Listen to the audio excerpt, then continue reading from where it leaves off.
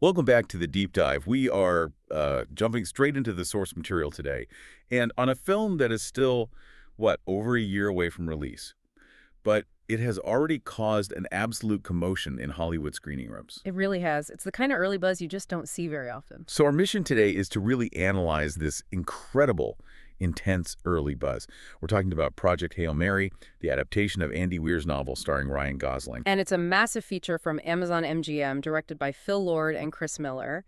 And the sources we're seeing, I mean, they're not just saying it's going to be a box office hit. They're talking awards. That's the thing, isn't it? They're calling it a guaranteed awards player for 2026. Yeah, and that's the key takeaway right out of the gate. If you connect the dots, this isn't just another commercial project. It's being positioned as a really high-stakes, prestige science fiction picture. All this steady, positive chatter. It's telling us they're aiming for that rare Hollywood holy grail, general audience and critical recognition. And here's where it gets really interesting for me. The release date. It's currently set for March 20, 2026. Right. That is decidedly not your traditional Oscar window. Not at all. And yet, these internal screenings have already started the Whisper campaign. Potential major 2026 Oscar contender. So we have to unpack why a film coming out in late winter is generating this kind of talk. It just suggests a level of confidence we rarely see. Well, you have to start with the source material, I think. That's the foundation of all this confidence. It's based on Andy Weir's novel, of course, a property that MGM bought the rights to way back in early 2020. For a reported $3 million, right? For $3 million. And even pre-pandemic, that was a substantial price tag. It just showed the studio's absolute belief that this story was, inherently filmable. And when you hear Andy Weir, I mean, your mind immediately goes to one place, The Martian. And the sources confirm it. The film's overall feel, its tone, it draws these really strong parallels to that success, that whole vibe of, high-stakes isolation mixed with smart, practical problem solving. It's that grounded science as engineering, very accessible. And what's fascinating here is the creative connection that just reinforces that comparison. Drew Goddard. Who got an Oscar nomination for adapting The Martian. The very same. He's the one who penned the script for Project Hail Mary. So that continuity, it's a clear signal. They're not trying to reinvent the wheel here. They're trying to perfect that formula, the highly entertaining, smart survival sci-fi that worked so well before. But capturing that tone, it's such a delicate balance. We saw in the source analysis that while it has that fun, problem-solving vibe, it also needs to have, well, depth. The sources are explicitly saying the film is designed to play just as well with awards voters as it does with general audiences. But how hard is it practically to really achieve that blend? Where do films usually have to compromise? That's where the deeper sci-fi comparisons start to come into play. Look, a purely fun survival story, that's a box office hit. An awards contender, though, needs weight. It needs something more. And the sources are linking this film to emotionally resonant, higher-minded sci-fi. They're name-dropping Arrival and Interstellar. Wow, okay. So if you look at that combination, they're trying to bridge two very different styles. That is a crucial insight because Arrival is, it's visually minimalist, it's intellectual, it's all about linguistic philosophy, whereas Interstellar is just this epic emotional journey dealing with relativity and, deep space. So what elements of Project Hail Mary are reportedly aligned with these very different tonal cousins? It seems like it aligns with Arrival in its structure. You have a solitary protagonist, an intellectual puzzle that the fate of humanity rests on, and these really complex communication hurdles.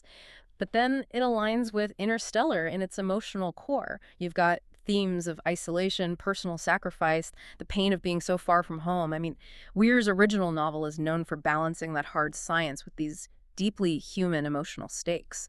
And that kind of narrative density, that's what signals ambition to awards voters. It moves it beyond just a simple space adventure. Okay, so if the script is balancing that technical logic with sweeping emotion, you need someone really specific at the helm. Which brings us to the directors, Phil Lord and Chris Miller.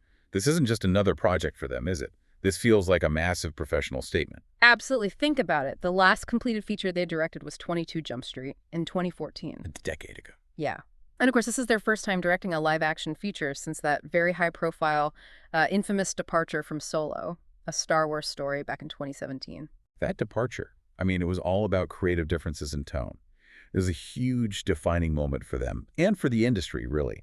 They walked away from one of the most protected IPs in history. So does that history introduce any specific risk? Or maybe a heightened expectation here, especially on a major sci-fi project like this. It raises the stakes significantly. The whole Solo situation was, at its core, about a tonal clash. The studio wanted a straightforward, safe adventure, and Lord and Miller wanted to inject their signature, irreverent improvisational style. So for them to return with Project Hail Mary, it suggests they found a project where the studio, in this case Amazon MGM, is fully trusting their vision.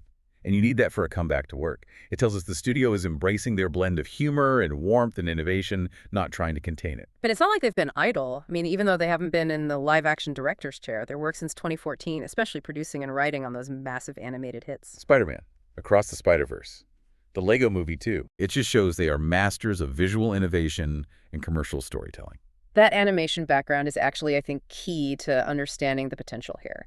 They know how to take complex, abstract concepts like, interdimensional travel or building entire worlds out of bricks, and they make them fast-paced, funny, and deeply emotionally engaging. Now, applying that skill set to the very specific technical challenges of Andy Weir's science, that is a really dynamic and exciting prospect. And speaking of scale, Yeah. that early viewing buzz, Yeah. it speaks directly to their ambition. Back in June, reports surfaced about an early 3-hour cut of Project Hail Mary stunts.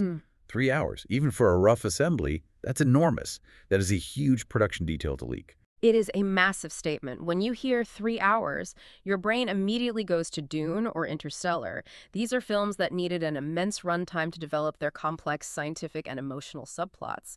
And the fact that this early cut was received so positively suggests that Amazon isn't panicking. They're not demanding cuts. They're embracing the epic scope. If it's running long but it's stunning audiences, it means the material is dense, the world building is immersive, and that central emotional story is powerful enough to justify it. So, an ambitious creative team, a complex script, a potentially epic runtime. A story of that scope requires an absolute visual master behind the camera. And that brings us to their cinematographer, Greg Fraser, who the sources, they accurately describe him as one of the very best in the business. His resume is it's a roadmap of visual distinction. We're talking about the Oscar winner for Dune, Yeah. but also The Batman, Foxcatcher, Zero Dark 30, Vice. His work consistently grounds immense scale in this kind of emotional realism. He uses practical light, a very specific, impactful color palette. And that distinction matters so much for sci-fi. So what does Fraser's involvement tell us about the specific aesthetic of this movie? It's not just high quality, it's about the entire approach. Well, it implies a grounded, gritty, high-stakes visual language. Look at Dune. He made a fantastical desert planet feel tangible, almost oppressive. For Project Hail Mary, this means the immense scale of space, the complex science. It won't look clean or overly digital. Fraser is the kind of DP who can take a man isolated in a tiny spacecraft and make the lighting and the shadow convey the emotional weight of being the last hope for humanity. That emotional realism, captured visually, that's a huge factor in awards recognition. That synergy then, Lord and Miller's kinetic storytelling combined with Fraser's grounded, mature visual style. That's precisely the combination that generates that awards contender label. But let's circle back to that really crucial anomaly, the release date, March 20, 2026. This is where the strategy just gets fascinating. It's a bold move. It's a calculated move. And it tells us more about Amazon's confidence than almost anything else. Historically, the best place for an Oscar contender is October, November, or December. A March release puts this film 11 months ahead of the main Oscar conversation. So what's the strategic playbook there? When you release a prestige film that early, it must have to rely entirely on word of mouth. Exactly. You are betting that the quality is so undeniable that people will simply talk about it all year. The only films that manage to break into the Best Picture race with such an early date are cultural phenomena. The ones audiences just can't forget.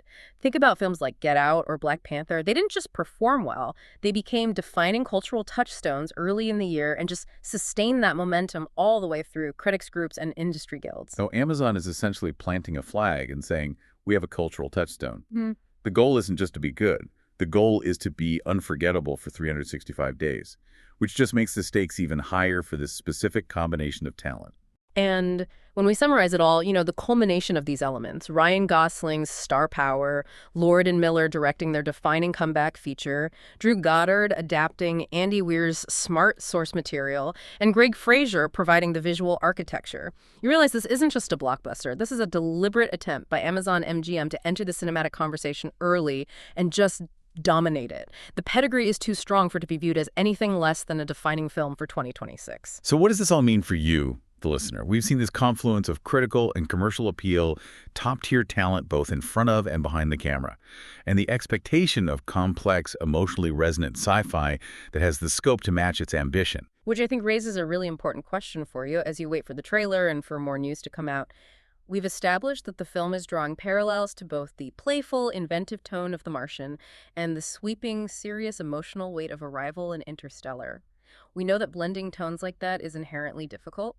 So, if Project Hail Mary succeeds, if it actually pulls this off, which element of the film do you think will ultimately carry it furthest in the actual Oscar race?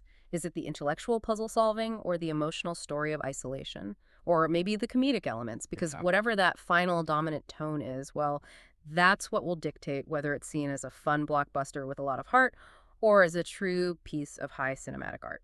A truly fascinating tightrope walk to watch over the next year. Thank you for diving deep into the early buzz of Project Hail Mary with us. We'll catch you on the next deep dive.